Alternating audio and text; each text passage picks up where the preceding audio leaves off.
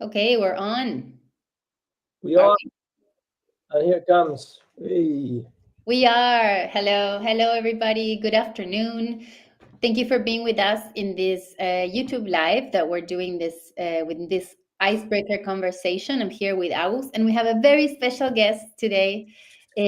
I'm delighted to present Monika Schillat. Monika Schillat is it's more than a colleague. She was our mentor when we started in Antarctic expedition. For me, it was way in 2007. Agus was already there from before, right? Agus, I never remember yeah, when you started. yeah. Well, that's your way to say that I'm older, huh? Okay, Yeah, which is very true. Very true. Yeah, started 2004. you are 2004, 2007, and Monica was already there. Hi, Moni. So nice to have you. Thank you. How are you doing? Thank you very much for the invite. Actually, great to see you guys. And yeah, each time I don't see you on board, I miss you, of course. Uh, Yeah. we miss you too, and we always remember some fun anecdote or some teaching of you. So you have been traveling to the poles since like the beginnings of the 90s? Actually, since 92, which was Okay, pretty early on. 1982. I was working at the university in Ushuaia, and in my free time, I was guiding tours around the national park and other areas. But also sometimes I had to take groups to ships because they were boating to go to Antarctica. And there Okay. was a particular group of German policemen that I was escorting to a cruise ship to Antarctica. And I was already leaving when I heard them screaming. They were on the gangway and they screamed like only Germans can scream. And they said, well, we're not boarding the ship if nobody speaks German. Okay. And so the expedition leader, who was a Canadian, he said, hey, Monica, wait a minute. Would you happen to know a translator to come with us? And I said, yeah, that'll be me. That'll be me. I said, but I need some time. I have to tell my husband and I have to find somebody who would take care of my daughter and I have to pack.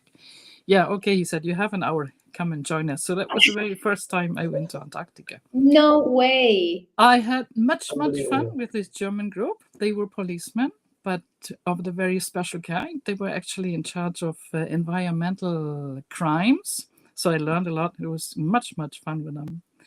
And it turned out that, yes, they did speak some English, but they just didn't want to do it. They prefer As Oh, they said, they were on holiday, so I did the translation and I had the best time ever, of course. I It was bet. wonderful. So as Wonderful. you hear, Moni has an accent. She's originally from German, but she lived in Ushuaia for many years. Um, I which do. brings my question. Can I interrupt? Yeah. Please. We need to hear the story. How come a German citizen ends up in Ushuaia, living and guiding people In and the taking end of the world. trips? Yeah, yeah. All right. Well, actually, I had a strong connection to Antarctica and to Tierra del Fuego since childhood because my father, he used to work on research vessels as a technician. So he came regularly to both to Tierra del Fuego and to Antarctica. And so we already had friends there before I started out. Okay. And although he was the worst photographer on the planet, I fell totally in love with his pictures of penguins and had made up my mind that I had to go there somehow. And Okay. first of all, to Cape Horn, of course. As Cape a Horn. person from Hamburg, you have to go to Cape Horn. So I did that too. Why And is then at wait? some Why a point, person for Hamburg has to go to Cape Horn? because we have strong tradition of captains and seafaring people and almost everybody who has a pride has Mhm. gone around Cape Horn, so I had to do Okay. that too. So yeah, I always wanted to go to Tierra del Fuego, not necessarily to live there, but then I fell in love with an Argentinian. There you go. And there we Uh, go. And he started longing for his country. And I don't have to explain you how Argentinians are when they miss something. So I had to listen to tango very hard the whole day. He Ooh, was starting to drink. And after a week let's or so, go. he had me where he wanted me. And I said, okay, yeah, Let's go. let's go there. Let's Let's find a nice place to live. oh Let's my go there. God. Okay. And that was it. Wow. And I actually liked it. I loved it very much. I think I lived there for, I don't know, 26 years or so. And 10 years ago, moved to Mendoza. To Mendoza, a little bit warmer, a little bit greener. Very nice. Yep. So And very calm. You guys have to come, of course. We have to go visit you. We've been saying Definitely. this for Yeah. years, but we should. Do you remember the which ship was it? The first one that you crossed Drake's Passage with the Germans? Do you remember? Actually, it was a nice ship to cross the Drake's Passage, and I can say the name because I think she's not sailing anymore. It was the Vavilov. Vavilov. Yeah. The Vavilov had a lot of space, and we were only, I don't know, 60 passengers or so. Mhm. And also, she had a nice system to go about the rolls. How do you call that? Stabilizers. Stabilizers. Yeah, stabilizers, and also huge draft, so that helped a lot. It How was did great. you do on the first drag? Do Oh you get God, I got so seasick. It's just that I didn't care. I used C-bands and I used this and that until the doctor took me apart and said, "Come on, don't be stupid. Chemistry is your best friend. Take these pills and get it over with." And that helped. It was good. Yeah, totally worth it, right? That's what we say to Fantastic. many of our guests. It doesn't matter. absolutely. And in a way, you just feel that you earned it. I mean, yes, you're Exactly. going through the biggest body of water that there is.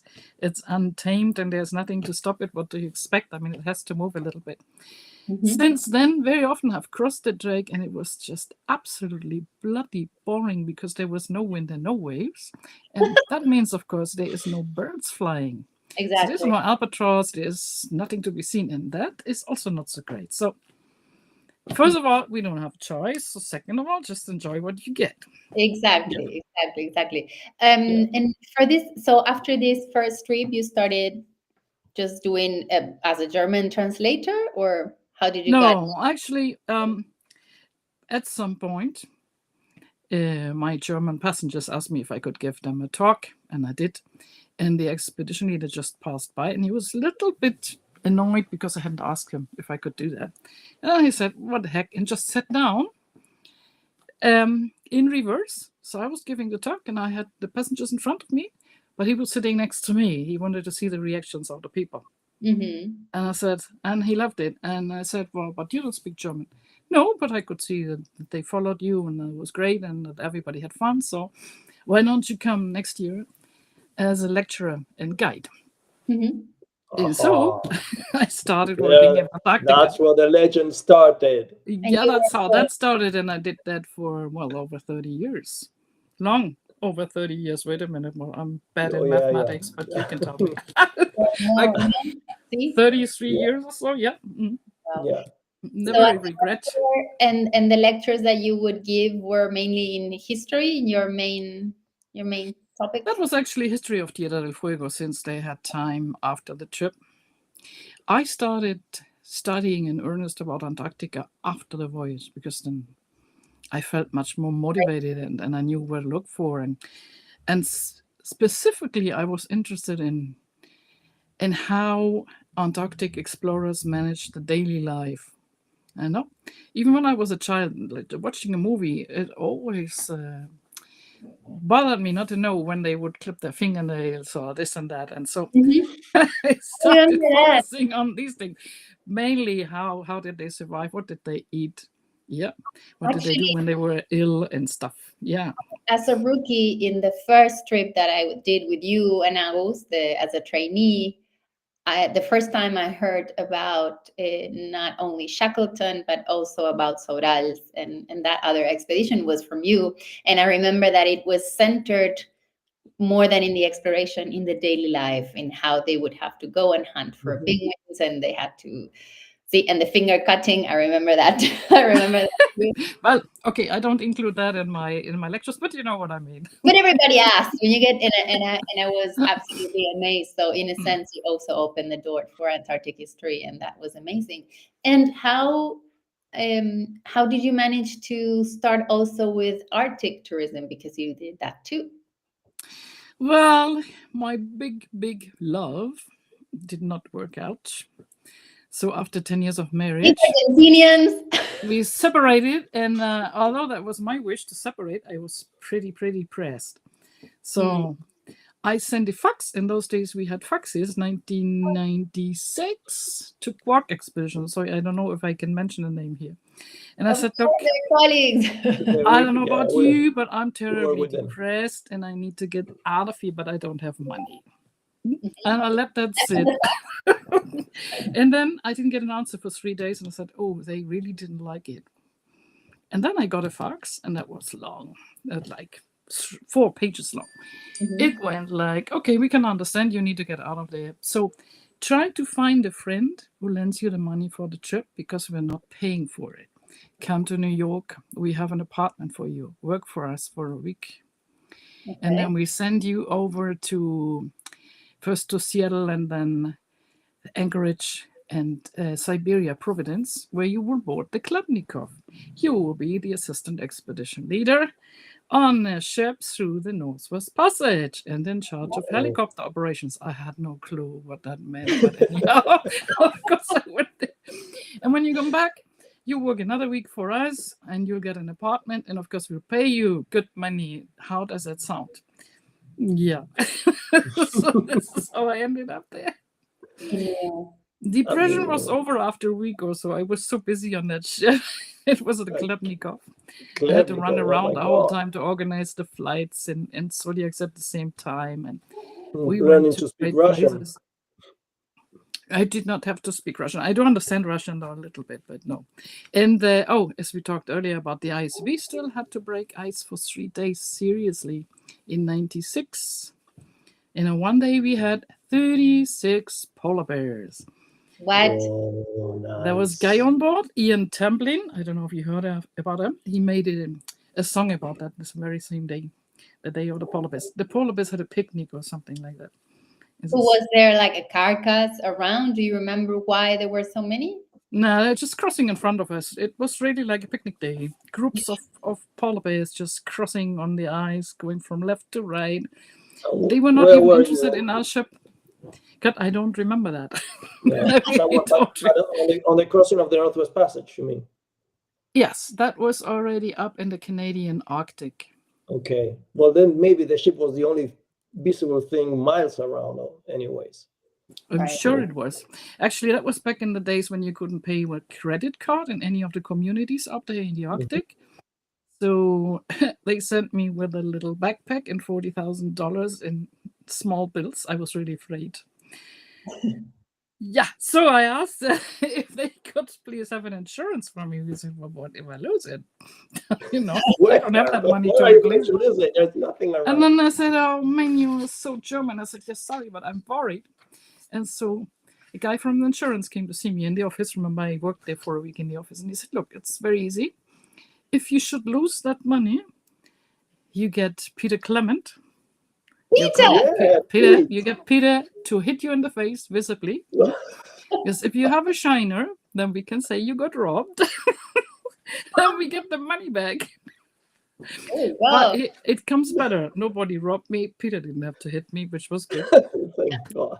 Still good friends. And when we come to Siberia, you had to declare stuff. I'm talking about 96. Yeah. So Siberian officer comes and said, what do you have in your backpack? And I said, $40,000. He said, what? I said, do you want to see it? And I opened it a little bit and he said, oh my God, close it. Just go away. When I came back to the office later, as I said, I had fully expected that the officers at the border would keep half of it. That wouldn't have been a problem. And I said, yes, so why didn't you tell me that? I would have had a heart attack if that would have happened. Right. Oh, we didn't want you to take half of it. So we couldn't tell you that. All right, so those were the days. And then we went to visit some communities up there in Canadian Arctic. And yeah, I had to pay all the time. We needed a bus to go to a community center. You pay in cash. Right. And how was the whole operation with the community? Same as you would do it today? Do you see any changes from how we do it today? Then can you tell us a little bit about that for them? They had a bus by chance. I don't know. It just showed up one day. They had not the slightest clue how to organize groups or to take them from A to B or to have a timetable. So you had to do that yourself. And Right. you had to check on it, like mother-in-law, and say, "Hey, there's another group coming in 5 minutes." So this is all much, much better now. Remember, we went to Holman, which is a community that very strongly had insisted in doing some artwork and this way getting involved in tourism. They did a great job. And we had prepared the passengers to everybody buy lots of things from their artwork. I still have some. I think they were absolutely wonderful. So different ways to handle that. But remember, we started in Russia, we started in Siberia. So the first Inuit communities we met, they didn't speak other than Russian. Right. And they were very disappointed by their governments to go back to their normal lifestyle. So they were living in yurten and camps and back to hunting. And they told us they needed desperately some medicine. So we had some of them come on board and used then the Russian officers for translation and gave them all the medication that we could. There was a different situation. They were not expecting any tourists there, but in the end, they were happy that they had us there. Right. And then in one community, I'm sorry, I don't remember the name. And I said, "And where did you come from?" And I said, "Oh, I live in Yellowfuego." And I showed them on the globe. And I said, "Are you a crazy person?" I said, "Why?" "Well, you're traveling so far away from your home." Why? And I said, "Well, yes, so I can know people like you." And I said, "Yeah, but traveling around means you're not home." And I said, "Well, you're nomads. You're also traveling around." I said, "Yeah, difference is we travel together with the entire family, but you're a crazy person. You're alone." No. That's the. Huh? And that's where depression hit again. Bam. No, but these things keep you going, and you think about it later. I still think about it sometimes. It's true though. I think Absolutely. about all the family time that none of the three of us had, maybe by traveling so far away. Mm-hmm. And actually, Monika, after that, I'm sorry, I made an effort to take my daughter on some of the trips, and I did then afterwards. right, both to the Arctic and Antarctica. No, to the Arctic, that would have been too expensive because of the flights, but to Antarctica and Chilean fjords, Nice. that was nice. I was going to ask you if you remember when was the first time that you went to Svalbard, to the other side of the Arctic. Well, let's think back. I stopped doing that 15 years ago, and before that, I did it for 7 years. So you do the math. You're better at it. So, and no, Actually, I did that. Sorry, I did that for a company that I was also working for in the Antarctic. So it just made sense that at some point I said, "Hey, don't you want to come and join us there as well?" And so I did. And did you feel a big difference between the Canadian Arctic and Svalbard in many ways, or? Absolutely. I used to work on small ships with special topics sometimes. I could have a group of botanists, so we would all lay just flat in tundra and having a look at the flowers and learn a lot about the strategies of the plants to survive in winter and whatnot. Or just general groups that wanted to see a little bit of wildlife. Right. And, well, the whole logistics from the big Klepnikov with the helicopters and that was all different. On this small ship that I used to work on, we would all be out on deck looking for birds, or actually for bears. Didn't have to have them in the field. I much preferred to ask the captain to put the ship somewhere in the pack ice and just enjoy. We did things that are not quite allowed. We would ask the cook, for instance, to do a lot of bacon and open all the windows while we are on the pack. No. Yep. And then we were just waiting, and then 7 kilometers or so away, a bear would stand up, and you could see, okay, that guy's coming. 20 minutes later, he was already. No, absolutely. Right. And We didn't feed anything, but of course, we lured them a little bit to the ship. I know. That's borderline.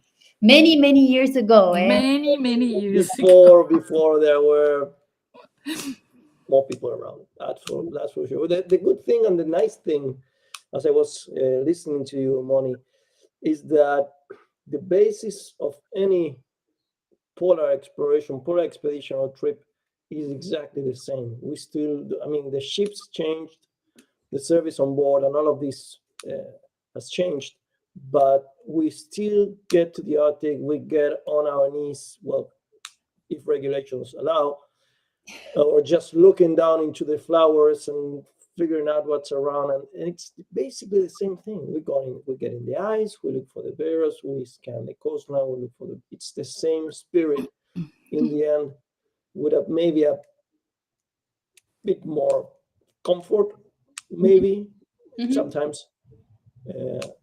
But it's basically the same thing, and the place is pretty much the same. It has not changed really that That's much. very true. The scenery. That is great. Yeah, That is very of true. course. And I have one more question that I would like. If I was a person that I tell you I want to visit a place like Antarctica or the Arctic, I like wildlife, I like landscapes, but I only can do one. Oh, that's tough. Yeah.